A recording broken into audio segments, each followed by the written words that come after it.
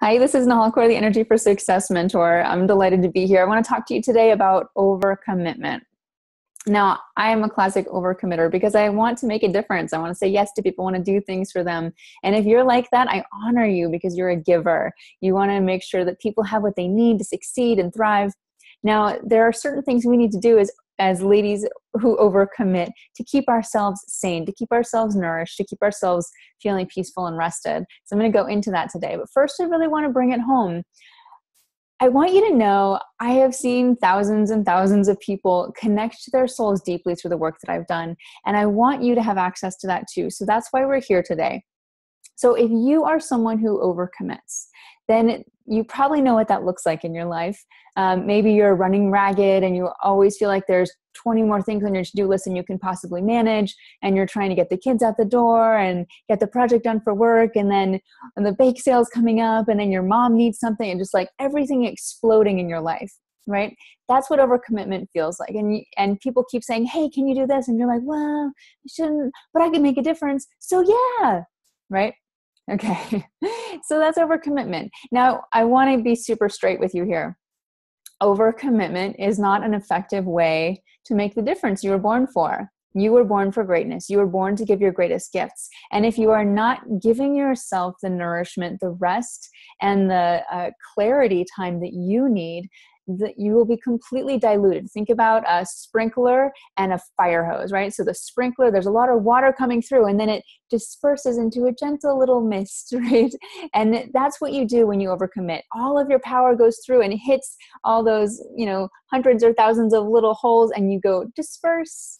And then what happens is you aren't showing up for the people in your life like you want to be because you're tired, or you already promised something and you said you'd be out that night, and then your kid needs you for the evening, and then you have this traffic jam of obligations.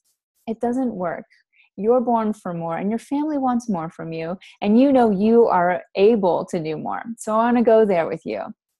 Now, when you choose powerfully to give yourself the care you need, you must start saying later, or no thank you, or I'm honored and not yet, to the opportunities that come your way. And you'll find that when you are very clear about how much care you need, then the opportunities that come up for you, you'll start to realize this one is really going to give me wings. This one's really going to give my work in the world the lift, the magnification that it deserves. And this one, well, maybe there's another leader I can empower to do that one. And you can start letting opportunities pass you by if they don't feel totally like a right fit.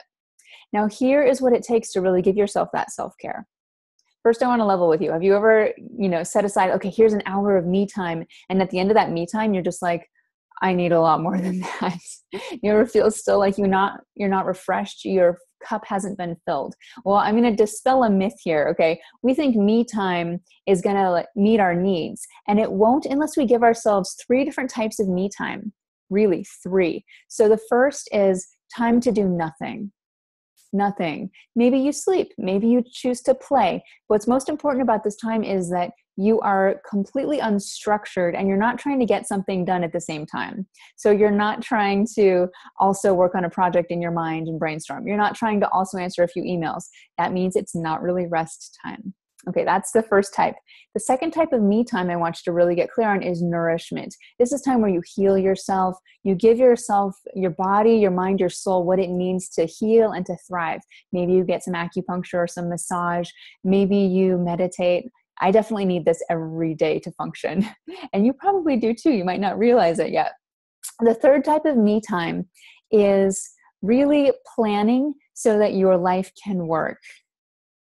Right? So this type of me time is getting clear and being like, okay, I'm looking at the week ahead and I see that the kids are going here and there, and I need to take Stacy to the airport, and oh, but that project is due at work. Oh my gosh. And if I'm dealing with all this, there's no way I'm making those cookies for the bake sale. Right? So at that point, you can strategize, you can start delegating, ask your teenage daughter to make the cookies, whatever it takes. And that way you're able to create a structure ahead of you, a lifestyle to step into that's supporting you to have the 3 types of me time, which you need in order to not be overcommitted, to feel graceful, to feel like you're able to really make the difference, actually show up with your full force, be totally present for your family, be totally present, wow your boss, wow your colleagues, and really let yourself shine. And this is what it takes to get your gifts out there. So I really encourage you to use those 3 types of me time. Some people say, okay, that's a lot of me time. I'm way too busy for that. Like, fat chance, Nahal.